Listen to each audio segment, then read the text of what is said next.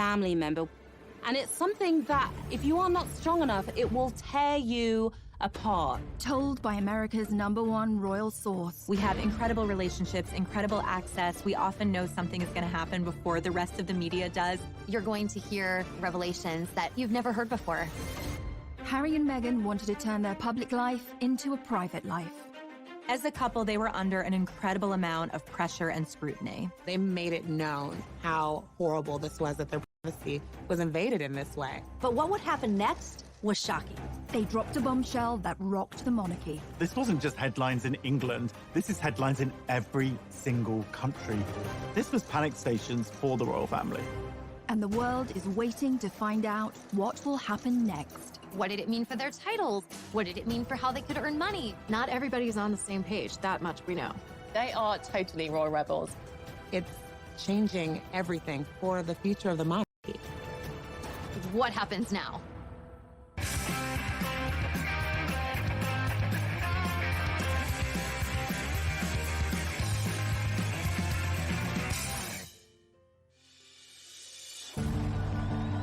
How does a girl born and raised in California end up meeting and marrying a royal prince? It sounds like something out of a straight-to-DVD movie, and at first glance, Meghan and Harry seem like an unlikely match, but they have more in common than you might suppose. We all think we know the Meghan Markle story, but this is who she really is. Meghan Rachel Markle was born 5,000 miles away from Prince Harry in California. People readers are obsessed with Meghan Markle because she was just an ordinary American girl. She grew up in Los Angeles in quite a regular family. She lived an ordinary life in many aspects. She was born to Thomas Markle and Doria Ragland. Meghan's dad actually worked in the entertainment industry. He was the lighting director on shows like Married with Children. And her mom had a bunch of different jobs. She was a yoga instructor and she was a social worker. I think her parents each brought different life experiences to her childhood and to raising her, and Meghan was really adored. When Meghan was born, she stepped into a pre-made family. She had an older stepsister, Samantha, and brother, Thomas Markle Jr., from her father's previous relationship. It was a blended family.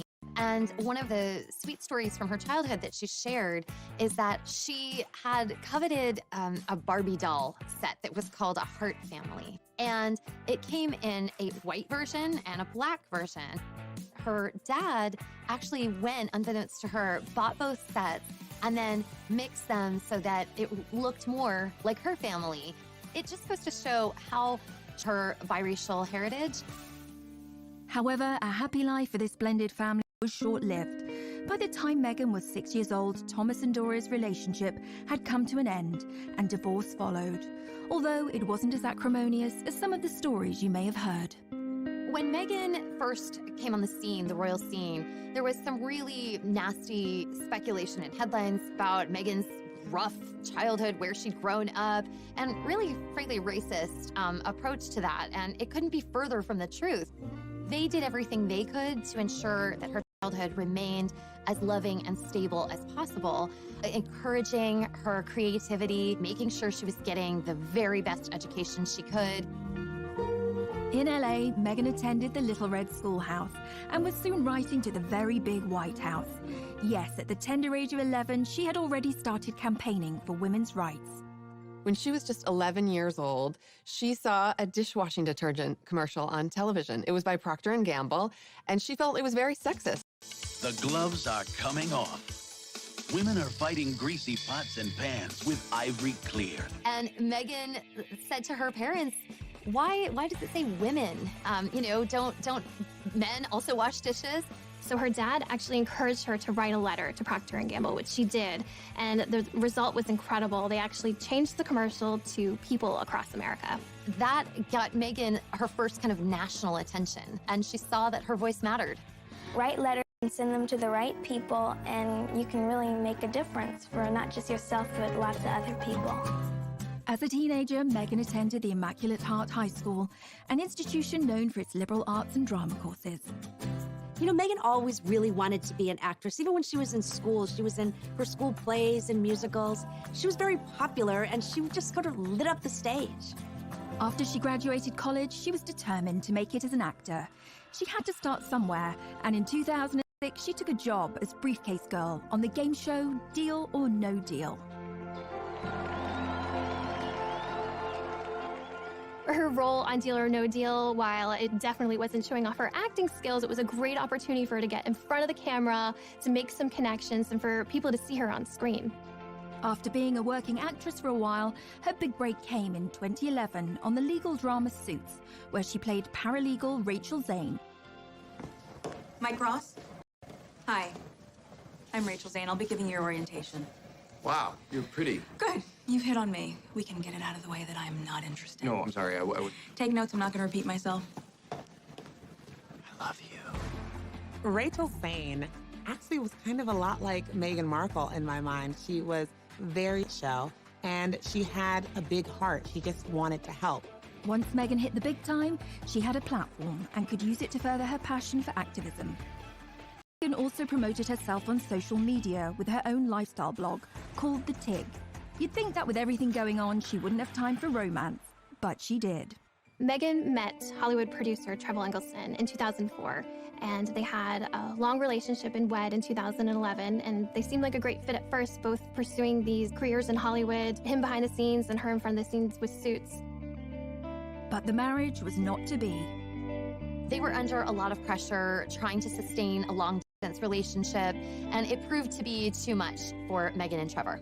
Their marriage lasted less than 2 years, and Meghan mailed back her wedding ring to Trevor, the divorce papers citing irreconcilable differences.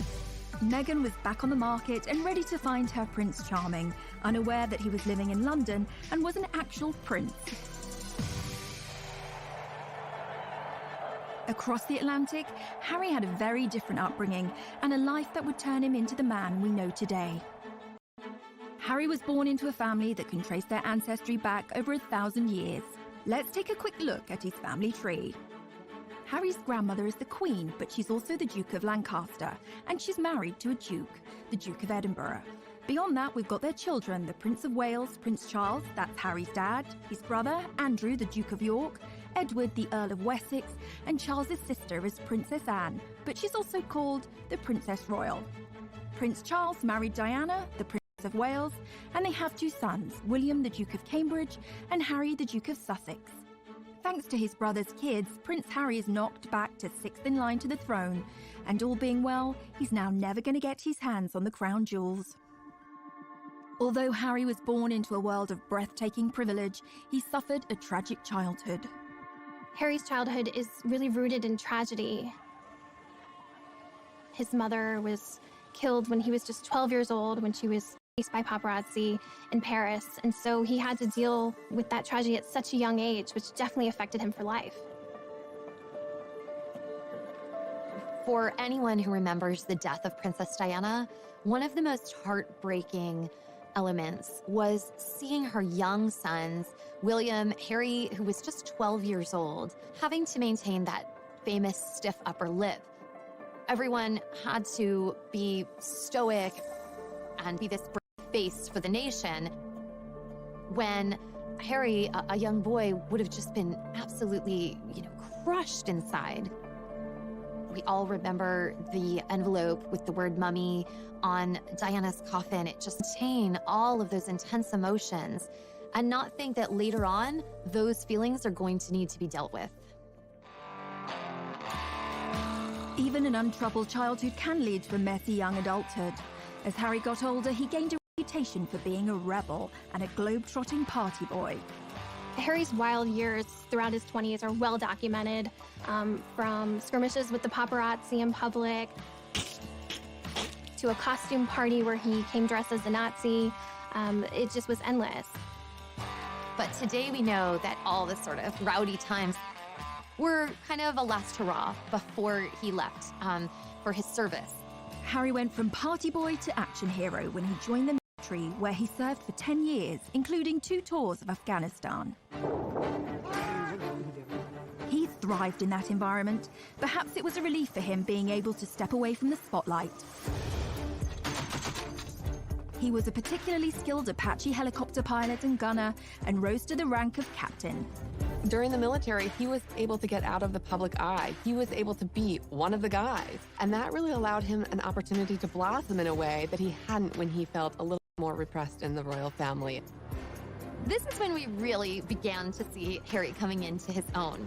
And, watching him fly helicopters in his camo, I mean, this is when he starts to kind of rise as maybe the most sought-after bachelor in the world. Harry was always a big hit with the ladies, and some of his romantic liaisons have been with businesswoman Chelsea Davy and British model Cressida Davis, who is actually a descendant of King Charles II. Harry certainly had a busy dating life, but once he started dating someone, the whole spotlight of being in the royal family came down on them, and they couldn't handle it. 2 of his biggest relationships ended because the girls couldn't stand being in that media glare. So single again, the most eligible bachelor in the world was looking for love. But going back a little further, what about some of Harry's ancestors and their love lives? The path to royal romance has never been a particularly easy one, unless you were King Henry VIII. He set up his own religion just so he could divorce his first wife. Divorce was strictly forbidden by the Pope in those days, so Hank VIII set up the Church of England in 1534 and made himself the boss. With that technicality out of the way, he went ahead and married 5 more times. But he had 2 of his wives, Anne Boleyn and Catherine Howard, beheaded. In 1937, King Edward VIII married Wallis Simpson, not just a commoner, an American, and if that wasn't bad enough, she was a divorcee. And like Henry VIII, who did what the heck he liked, Eddie's problem was that the Church of England didn't allow people to remarry if their ex-spouses were still alive. This was like to abdicate. That's a lot to give up, especially when Mrs. Simpson was also seeing a married car mechanic called Guy Trundle. I promise you, we're not making this up. But rumours were she'd learned some tricks in a house of ill repute, which sounds thrilling, if rather tiring. If you wish to marry a commoner, you may end up with a morganatic marriage or left-handed marriage. An evenly socially balanced marriage where the royals' titles and privileges don't extend to the spouse or offspring. It's a bit like flying, way easier to downgrade than upgrade. That law got changed for William and Kate, by the way. Now, Princess Margaret discovered that when she fell for Peter Townsend, a married man. Her sister, the Queen, told her she could marry him, but she'd lose all her titles and privileges. She decided to hang on to them and dump him, which feels extremely fierce and badass for 1960. Good choice, Madge. It goes to show that the path to true love is never easy, especially if you are marrying into the royal family, and Meghan would face her own challenges. Coming up. It was a very bold move, him standing up and protecting his girlfriend at the time and saying, I'm not standing for this.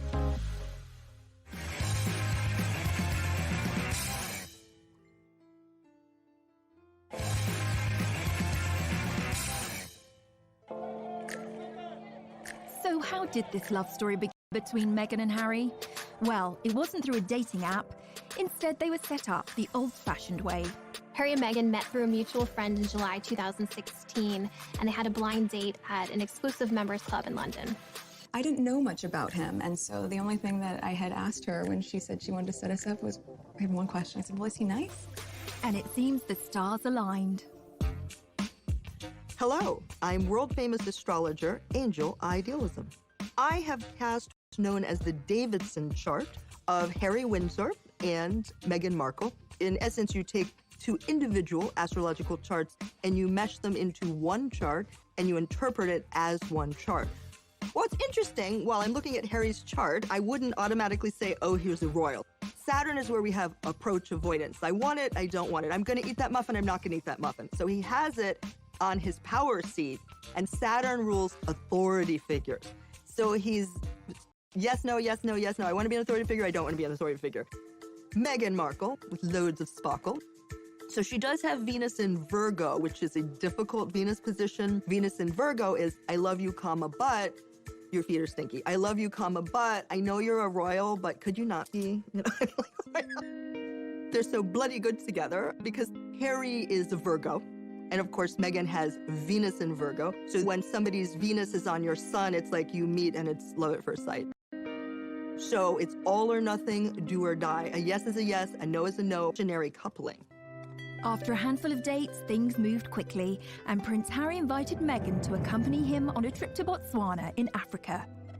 Classic 4th date move. We camped out with each other under the stars. We spent going jogging for 5 days out there, which was absolutely fantastic. So then we were really by ourselves, which was crucial to me to make sure that we had a chance to get to know each other. Yeah. Harry and Meghan were doing real-life Sleepless in London and Toronto at the time.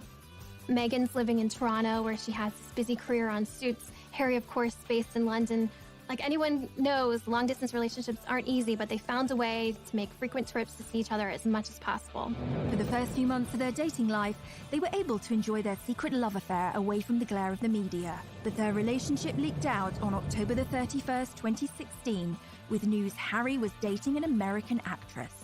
There's a misconception that because I have worked in the entertainment industry that this would be something I would be familiar with. But even though I've been on my show for, I guess, 6 years at that point, and working before that, I've never been part of tabloid culture. I've never been in pop culture to that degree and lived a relatively quiet life. The British tabloids were incredibly harsh to Meghan. They used racially tinged language to describe her. They felt like she was a money grabber, a social climber, that she was doing this to be famous. The treatment of Meghan echoed how his mother Diana had been harassed and hunted by the press, but this time he was in a position to do something about it. The royal family is famously tight-lipped when it comes to talking about stories in the media, but on the 8th of November 2016, Kensington Palace issued a statement that showed Harry's true feelings and anger at the situation. That was one of the first signs, really, that Harry wasn't like the other royals, that he was not going to be put in a box and to just accept what the situation was. It was a very bold move, him standing up and protecting his girlfriend at the time and saying, I'm not standing for this. But also, Meghan was in love. She was going to do what she had to do to be there for him and to kind of deal, because you could tell this was not something that was taken lightly for her either. She took this relationship very seriously, which is clearly why she stuck around. Away from the headlines, this starry-eyed couple kept moving forward. Meghan and Harry's first public appearance on the world stage was at the Invictus Games, an international sporting event set up by the Prince for injured soldiers. They walked in to the stadium hand in hand, and it was clear that this was someone special in his life, and he was making it known to everyone. The couple were totally at ease with each other and very natural. We saw early on just how happy they were together, and part of that was through how they were breaking royal protocol. They would touch hands. We would see a little made us root for the two of them, that this was going to work. Soon, Meghan started reprioritizing her life. She shut down her social media site, The Tig. She walked away from Hollywood. Which kind of had the hands of the palace saying, okay, if you're going to be a princess, then we need to get all of these things in order. After weeks of anticipation, the world finally got the news they had been waiting for. On November 27th, 2017, Meghan and Harry announced their royal engagement. It was official. The couple, thrilled and happy to be engaged, greeted the media as a united front at the official photo call at Kensington Palace. Was it romantic? They walked out in Buckingham Palace to a place called the Sunken Garden. This was a garden that was really special. It was a favorite spot of Harry's late mother, Princess Diana, so it was a nice homage to her, a nice way of including her in the moment. You could just really feel the love radiating off of them. And it was the first moment they saw the ring. So it was a beautiful, enormous diamond ring. The center stone is from Botswana. And then the two outside stones were from Princess Diana's collection, so including Harry's late mother in this moment. They released a beautiful set of photos that were really stunning. But even then, some of the press point out things chipping away at Meghan, pointing out ridiculous things, that she wasn't wearing tights and this wasn't following royal protocol, which is just kind of ridiculous and archaic. Harry and Meghan's natural way with each other, this ease that they have, was apparent from the start, especially during this engagement announcement, holding hands, looking up at each other, all smiles, very comfortable with each other. And this was a stark contrast to the engagement announcement that we saw from Harry's mother and father, Diana and Charles, where it seemed uncomfortable and slightly awkward. Can you find the words to sum up how you feel today, both of you? I would find that sort of word, isn't it, really? Just delighted and happy. And I'm amazed that she's been brave enough to take me on. And I suppose in love. Of course. Whatever in love means. And while he must have endured a refreshed grief as he reflected on his mother not meeting Meghan, he said that they would have got along smashingly. They'd be thick as thieves. Without question. I think she would be over the moon, jumping up and down, so excited. for me. But then, as I said, we've probably been best friends with Meghan. She's with us. I'm sure she's with us, yeah, jumping up and down somewhere else. Coming up. Meghan and Harry's wedding was like a wedding that the royal family had never seen before. It was like more glamorous than the Oscars.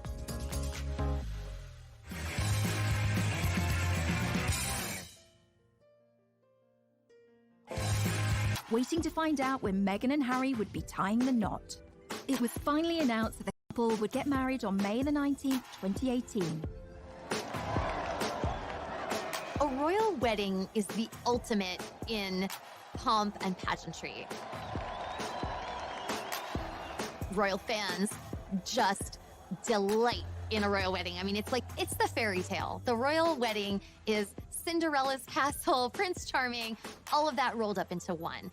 And like so many decisions in this couple's life, they chose a different kind of royal wedding from their predecessors. The average wedding in America these days costs around $35,000, which seems like a lot, and a pretty compelling case for a drive-thru off the main drag in Vegas. The most recent royal weddings have become much more fancy schmancy affairs. I mean, maybe not Kim Kardashian fancy, maybe not Elton and David pink champagne and caviar fancy, but in terms of cost, royal weddings win every time. Will and Kate's wedding cost $34 million in 2011. The price went up again for Harry and Meghan's wedding. That cost around $45 million.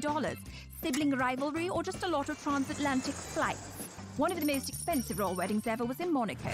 Prince Albert II married Charlene Whitstock. That was about $70 million. But have you ever been to Monaco? A cheeseburger is like $40. It's ridiculous. Even that, there was nothing compared to Harry's dad. In 1981, nearly 1 billion people watched as Diana Spencer married Prince Charles. And if you adjust for inflation, it cost somewhere between $70 and $110 million. But for all that, today's royal weddings seem like lavish affairs. Most of the budget goes on security. Right, back to Miss Markle. As Harry's bride, she provoked controversy not only as the first American to join the royal family, but the first biracial person to marry into it. Meghan had her own ideas of how she wanted her wedding day to be different. Harry and Meghan chose to have theirs at Windsor Castle in St. George's Cathedral, which is almost 700 years old and the final resting place of Henry VIII.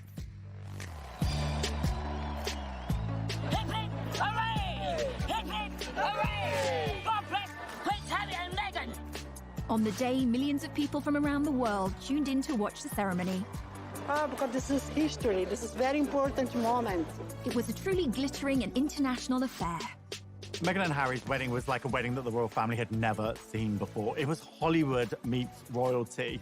You'll be watching and like, oh my God, there's Oprah, there's George Clooney, there's Idris Elba, there's the Beckhams. It's just, there was just so many celebrities because they weren't just coming from Meghan. Harry had grown up with a mother who was very friendly with celebrities. This was like more glamorous than the Oscars. As with all weddings, tensions were running high. The media reported rumors. There was reportedly one dust-up between Meghan and Kate during a fitting for Princess Charlotte's little bridesmaid dress, where they had a disagreement and Kate ended up in tears. And of course, we have to keep in mind, this was very soon after Prince Louis was born. A source explained that Kate was still very emotional. There had been a lot of stress around the wedding and around the planning. On the wedding day, Meghan traveled to Windsor Castle through the procession route with her mother Doria by her side. Everybody was waiting with bated breath to see what Meghan's wedding dress would look like. Would it be some over-the-top, grand, poofy princess dress like Princess Diana? Would it be this sort of elegant, sophisticated lace, long-sleeve look like Kate Middleton? It was neither of those things. She had a very simple, tailored, streamlined dress. I mean, this really was understated. She was just impeccable, modern, an entirely new version of a princess. Only a few days before, Meghan had been due to walk down the aisle with her father Thomas, but he then announced that he would not be at the ceremony due to his recovery from heart surgery. And of course, the media went to town on the divisions within her family. Anytime there's a big wedding where families coming together, there's a lot of potential for strife and stress. And then came the question, who would walk Meghan down the aisle and what's going to happen now that her father is not there? She made a real groundbreaking move in deciding to walk the first steps by herself, which really showed that this was a strong, independent woman who was making the decision to step into this life on her own. And then she was greeted by her father-in-law, future King of England. Prince Charles stepped in to walk Meghan partially down the aisle. There's no greater compassion and love for a future daughter-in-law than to take her by the hand to lead her to Harry to get married. I think a lot of people, even for those of us at People Magazine on staff watching, felt like, how is she so calm? You know, she was almost preternaturally serene. Later, when I spoke with her friends, they said, that's who Meg is. When she's in the moment, she's really in it. When she's made choices, she believes them 100%. And so there was nothing for her to be nervous about. And I thought that was really extraordinary. As the star-studded congregation looked on, Meghan's pastor, Michael Curry, delivered an impassioned sermon about love. Imagine this tired old world when love is the way, when love is the way. A far cry from the usual stuffy speeches, the ever-observant media caught Kate Middleton giving Put asunder. All was saved when the newlyweds delivered what we had all been waiting for. Meghan and Harry follow in tradition by having their first kiss in public when they step outside of the church.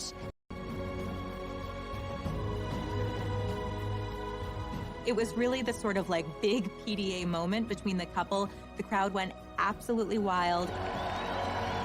It felt like it could just be your friend's wedding and they happened to be really in love, but it happened to be something that millions of people were watching. So it was that authenticity and that genuine love that really came across, just as all of their other public moments had brought.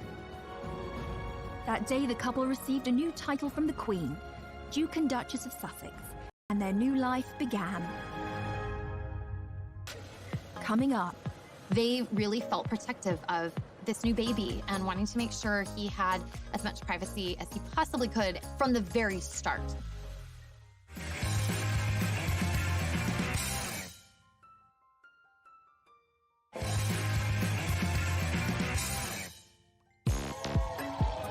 The start of Harry and Meghan's life was exciting, and as newlyweds, they moved into Kensington Palace, right next door to Will and Kate. In the summer of 2018, Meghan and Harry are settling into newlywed life. She's stepped into not only a new family, but a whole new country. So they're just kind of establishing their footing as a married couple.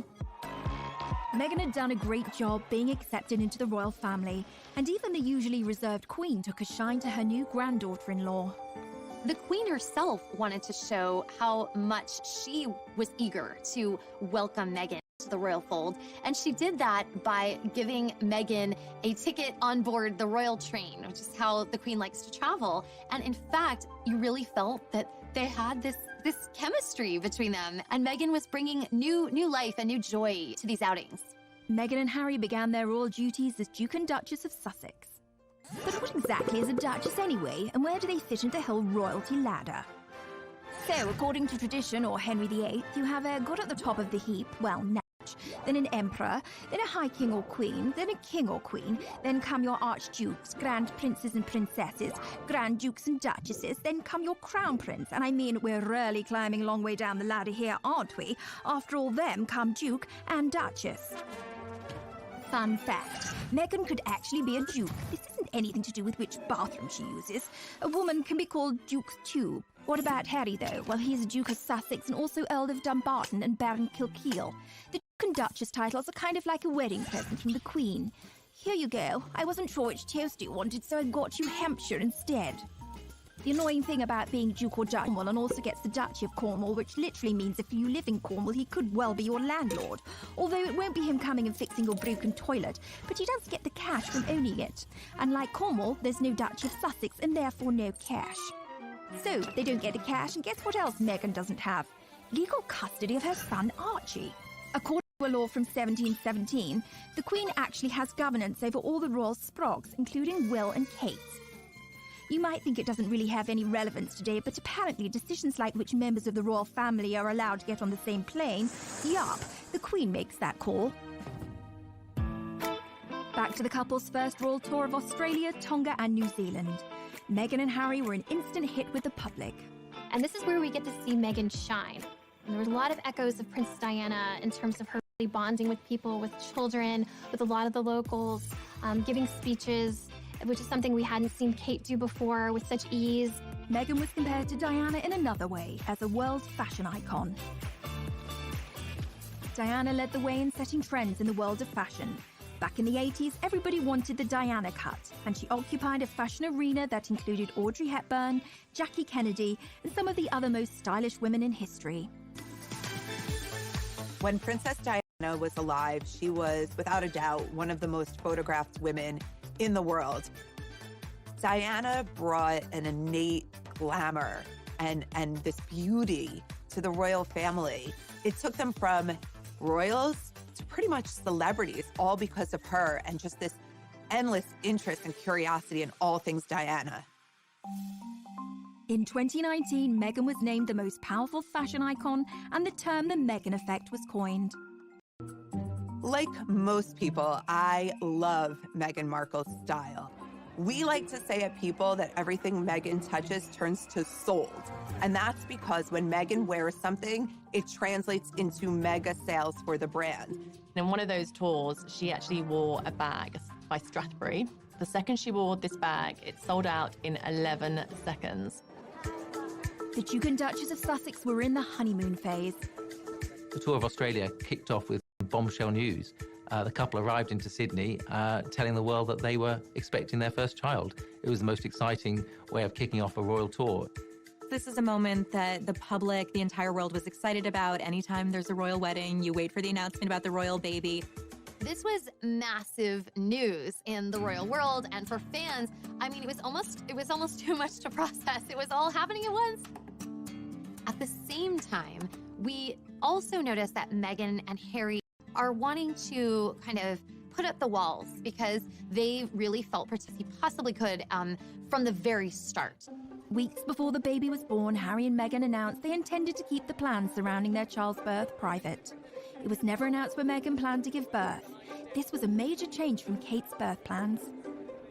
Kate, obviously, at the Lindo Wing in Paddington, every single time one of her children is born, the crowds are gathered outside, you know, the news teams are there. It's a very big global event. With royal births, we famously see the new happy parents step out of the hospital. For royal fans, there's an expectation that we would be kind of, I don't know, almost included in that. And we learned pretty early on that Meghan and Harry were not going to do this. On May the 6th, 2019, baby Sussex arrived, weighing in at 7 pounds 3 ounces.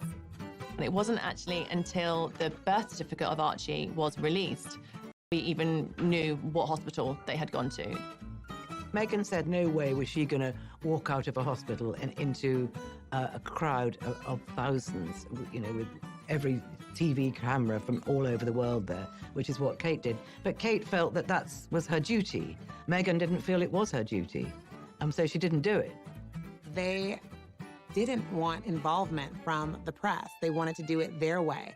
This was not a baby for the public. This was their baby. The first of a newly born Lord Prince on this, the George's Day, AD 2018. It does seem a normal thing for a father to protect his child and to be able to do what he wants and release photos when he wants. But the British public have a very different perception of this. They pay for the royal family. So there was a lot of resentment towards Harry when he started to restrict this access. I think the christening marked a bit of a turning point where it was, no, this is a private event. We're not going to bring, you know, cameras in. We're not going to release dozens of photos. That was a shift that a lot of people had to get used to. Meghan, Harry and baby Archie then moved away from Kensington Palace to Frogmore Cottage in Windsor. Well, Harry said that he felt like a prisoner in Kensington Palace. He couldn't wait to get out of there. The Queen offered them Frogmore Cottage, but it was in a very dilapidated state. And unfortunately for Harry and Meghan, the bill fell on the taxpayer, and it was £2.4 million. And that caused a lot of bad feeling as well. The public started to feel like this quid pro quo was off kilter. Like, well, you know, if we're helping pay for, I don't know, your new kitchen, we should get to see, you know, Archie on his special day. Meghan and Harry, they wanted to be royal and to enjoy the royal life, but they also wanted a private life. And those two don't really go together. anything like that.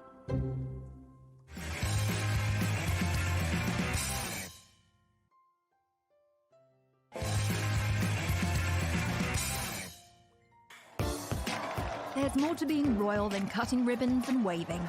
There are very strict rules and protocols that must be followed. My name is Micah Meyer, and I'm the founder of Beaumont Etiquette. My training is very formal. It was done in London under a former member of the Queen of England's household staff.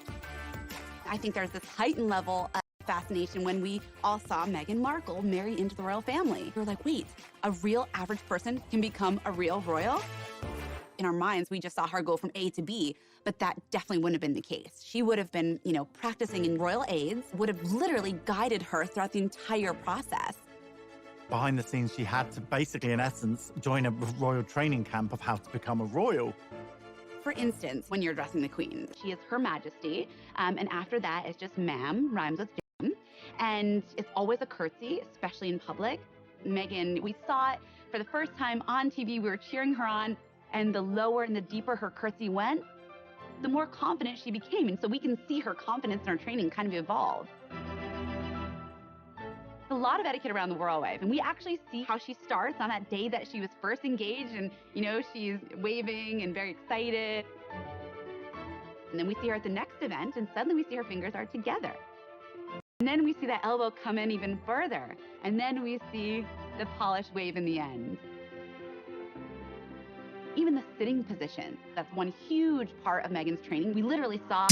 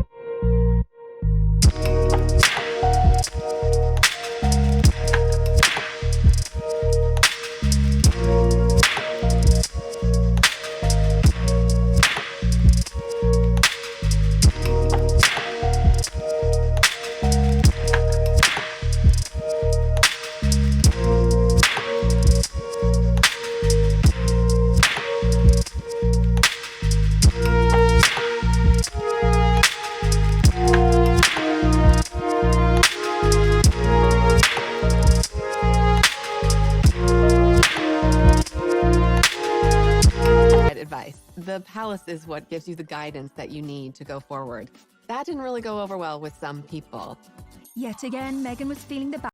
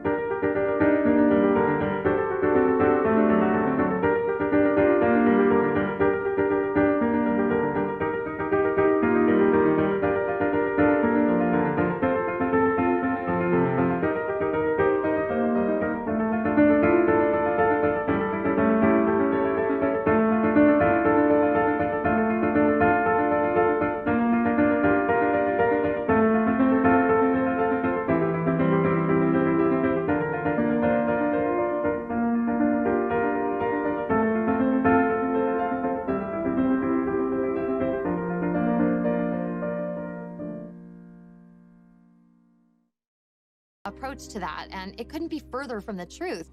They did everything they could to ensure that her childhood remained as loving and stable as possible, encouraging her creativity, making sure she was getting the very best education she could. In LA, Meghan attended the Little Red Schoolhouse and was soon writing to the very big White House. Yes, at the tender age of 11, she had already started campaigning for women's rights. When she was just 11 years old, she saw a dishwashing detergent commercial on television. It was by Procter & Gamble, and she felt it was very sexist. The gloves are coming off. Women are fighting greasy pots and pans with Ivory Clear. And Meghan said to her parents, why does it say women? Don't men also wash dishes? So her dad actually encouraged her to write a letter to Procter & Gamble, which she did. And the result was incredible. They actually changed the commercial to people across America. That got Meghan her first kind of national attention. And she saw